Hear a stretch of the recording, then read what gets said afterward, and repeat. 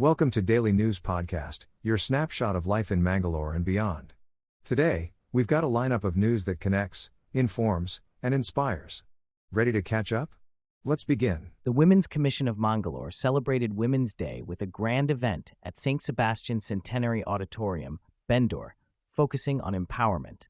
Bishop Dr. Peter Paul Saldana highlighted women's crucial roles in society. Janet Barboza Mudarangati, the chief guest, emphasized women seizing leadership roles. The event featured cultural performances and discussions on women's roles in society, culminating in an Eucharistic celebration.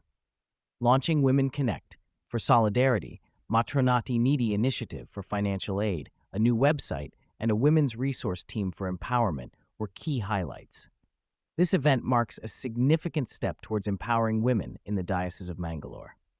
In a major breakthrough, Mangaluru police have successfully busted Karnataka's largest drug network, confiscating 37.87 kilograms of MDMA worth 75 crore.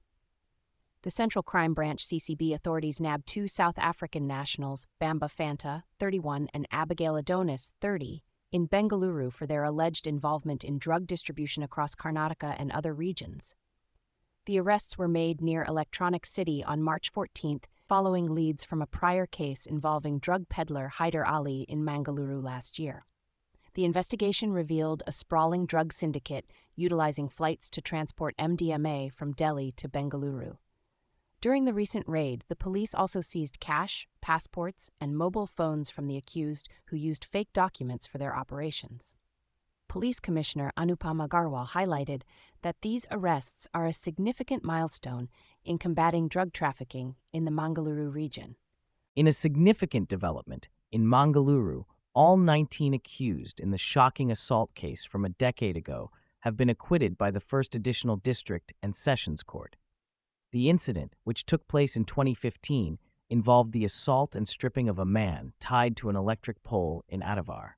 The victim, Shakir Ali, was reportedly attacked for being with a female colleague from a different community. The accused, allegedly associated with right-wing groups, faced charges including assault, attempt to murder, and dacoity.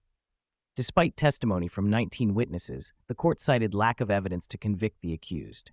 This verdict has sparked discussions on the complexities of securing convictions in cases involving communal tensions.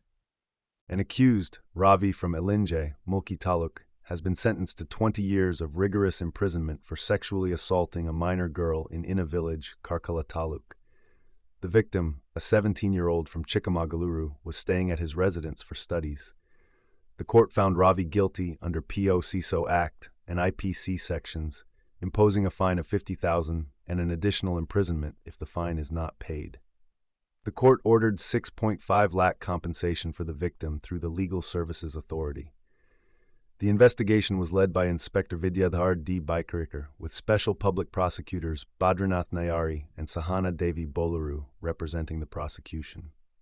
In a somber development, revered Kannada and Tulu scholar Dr. Vamana Nandavara, aged 81, breathed his last on Saturday morning after a long illness.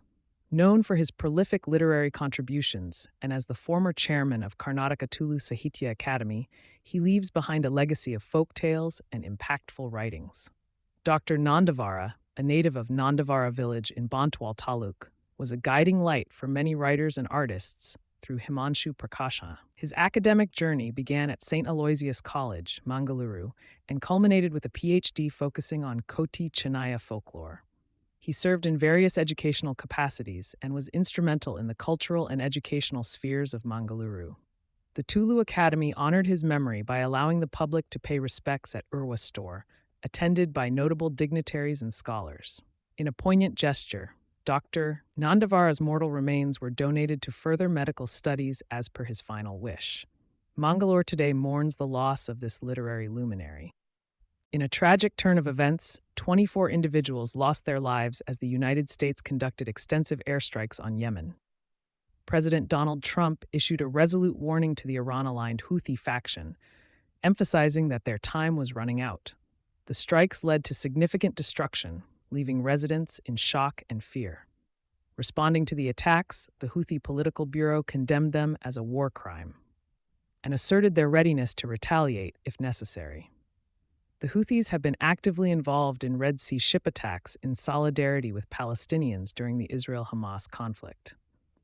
These recent strikes highlight the complex web of regional conflicts and global tensions involving Iran, Yemen, and the wider Middle East. That wraps up today's edition of the Daily News Podcast. We're grateful for your viewership. For additional details on today's stories, head over to mangaloretoday.com. And remember, subscribing to our channel keeps you ahead with the latest news. Stay informed, stay safe.